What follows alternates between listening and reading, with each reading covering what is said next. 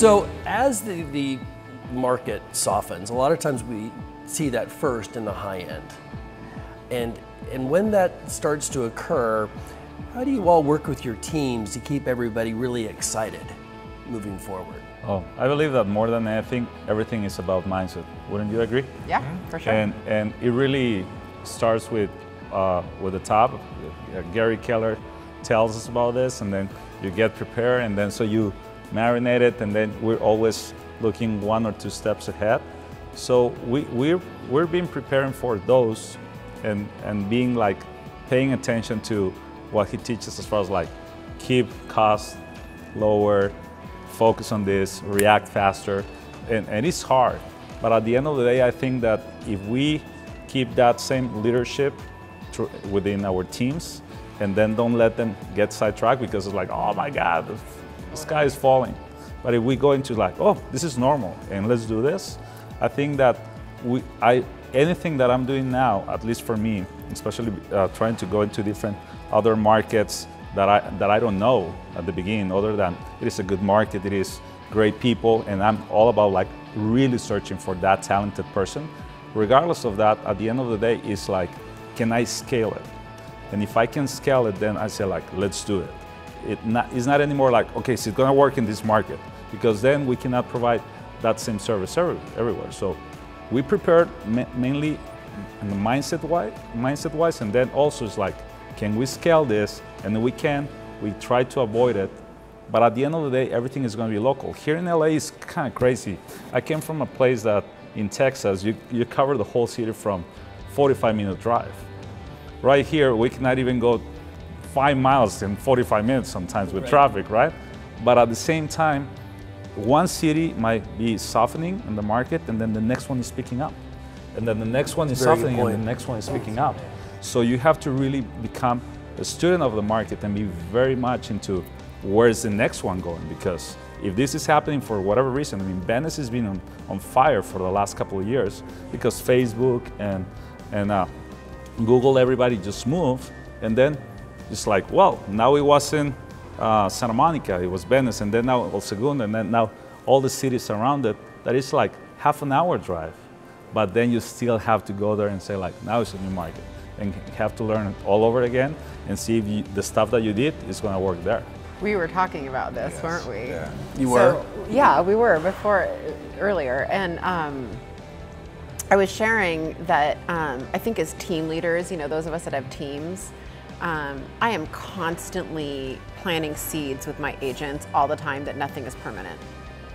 And in Seattle, I can share with you, it is red hot.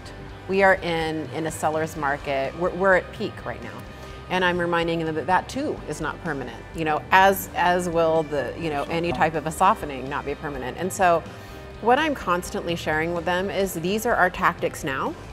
And you guys, what's gonna happen is I'm gonna watch this really carefully. We're gonna talk about what's happening, and then we're just gonna change our tactics when we need to. When I give them like objection handlers or scripts or whatever, I'm always like, well, in this market, this is a great objection handler and a great script, and this will change. Right? I mean, so the tactics change. Yeah. The strategies, I think in general, are still, I think the strategies are intact. We're still gonna lead gen every day. We may have to lead gen 4 hours a day, not 2 hours a day, you know, when it softens. What about you, Matthew? How do you keep your...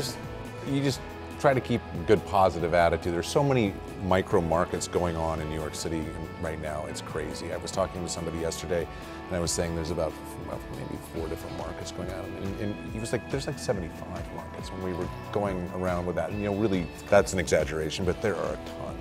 And so they seem to be shifting within each other. You know, anything, there's low inventory under 2 million, there's disconnect between 3 and 5, and at the higher end, people are starting to lower their prices a bit. You know, they're getting real about it. But honestly, in terms of, you know, things are still moving quickly.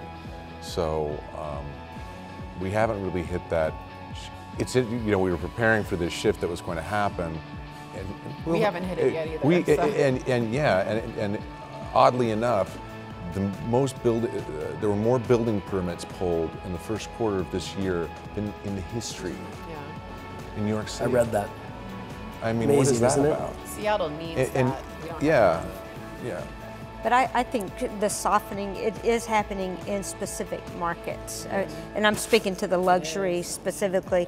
We're seeing longer days on market overall. We're seeing price adjustments, but they're not huge unless they were just grossly overpriced.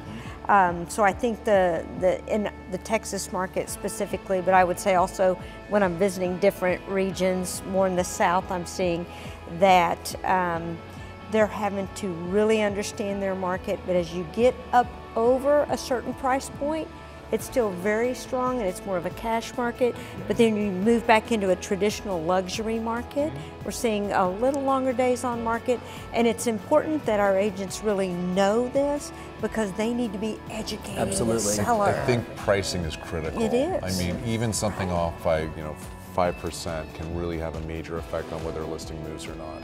Yeah, we're in a really price-sensitive market in Seattle as well. For whatever reason, it's one of our social mores in Seattle. They just don't. We tend to sell at a really high sales price to listing price ratio. Pricing's tricky right now, for sure. It very, is. very difficult. There's no comps, and so you're Right. kind of trying to. It's a little bit of a needle in a haystack right now. Yeah.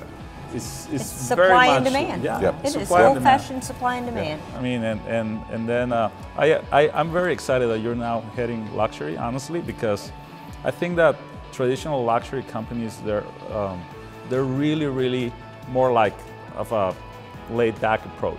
They're not really that. It's more relational, and it's more like having fun, and then let's look at homes, or I'll sell it. But at the same time, I think at Austin Keller Williams that we have like really very well strong fundamentals and basics as far as lead gen, all of it. It boggles my mind when people say like, oh my God, it went from 3 days on the market to 12 days on the market, and I don't know what to do because they don't know what to do, right? And then I was like, what do you mean? It's like, I was like, So now true. it went to 25 days on the market. It's like, oh, I come from a market that average days on the market is 90 days on the market, then you gotta sell it before they hate you, right? So now I was like, you have to, what do you mean that you don't know what to do after like 2 more weeks? So, and I think that the fundamentals that we have through the company and through maps and all of it, it really helps us to be prepared and then just tackle that and then keep at it. Yeah, I think that the only time anything is scary is we don't have a model and a system, a true foundation. right. Because we always have a plan, which is what models and systems are. We're good. Yeah. And it's when those aren't there that the unknown is scary. Yeah. And I don't think anybody is using. Nobody in New York are using these systems. Yeah, I'm sure. I mean, It's an advantage. it's a You've huge got a real advantage. advantage. Yeah, I think it's kind of incredible. It is. Getting on board with it has been exciting. You can see how it's going to drastically affect your business. You know, Madison, when you mentioned the softening too, and you said this is going to change and how we're going to do our business is going to change. I think when you see any softening in the market, I was saying this to a group of agents the other day, you're going to have to brush up on your communication skills, because when things were flying off and there wasn't as much one-on-one communication and time was of the essence, you're now going to need to be able to explain the market, why it's the way it is, this is what this means, and here's what we need to do moving forward. That reminds me, so, as, when I say team leader, meaning us leading teams, not team leader in the sense of the word like TL. I'm training my agents, a bunch of new agents, that's typically who we hire, and we train them on listing presentations, and we start all of ours off with the language of sales, and then we move into all the stuff. And I insist that they learn and present the whole thing now, and the reality is they probably don't need to. The reality is, and they're, At the speed of the market. Yeah. they probably could get away with saying a lot less, and yet I know that these agents, that we have schools of agents entering this market, and they really think this is what real estate is. This is exactly. That everything sells with multiple offers in 5 It days. really is like a reality show. Right? It is We're a living a reality show, and they just, Right. we've been through these downturns, and they just haven't yet. And they have to learn the skills now. I love that you said that. They have to learn them now. We have to, Gary always says, we have to hold our expenses really accountable in these markets because we're making more money and it's easy to kind of let that slide. Same with our skills. We have to hold them just as accountable in these good markets so that we carry into, right? It's true. The other markets, I think. I always think there's such opportunity in the different markets, depending upon how we look at it. I mean, I think back in softer times, how much market share is available to be taken, really, because not all agents are as excited about working through a market like we don't have a market like this. The enthusiasm can sometimes wane, but boy, for the people that really do have the models and systems, like you obviously all do, there's an enormous opportunity in that. Yeah, we have a great advantage. I think so. What else comes into play is the absolute training, for instance, our contracts training. And when you move into this multiple offer market that you're in versus not being in a multiple offer, the strategy behind your offers, to me that's the exciting part. So for all of your agents who've been through this market, as we move back into a more traditional market, they're going to be better prepared but they're going to be learning again. I think in us as leaders, I think we need to framework it, and I think that we need to constantly communicate to them what, you know, this is what you're going through now, and this is what it looks like now. Right. This is what it normally looks like. This is, you know, and I take that seriously. I'm frameworking a lot. They're really aware. Even my new agents, whether they've experienced a downturn or not, they're aware of what they're in. And we look at stats all the time, so they're starting to see the patterns too. You know what's interesting is we have even, I can tell you in the South Lake area, there are certain price points that are just not moving. And I'm going to speak to the luxury market. A certain price point that's not as strong, to where even the conversation's more of, I think we need to start 10,000 higher in a different price bracket. It's not always lower, because if you're truly a student of the market, you're seeing what's moving and why, or based on what improvements they've made.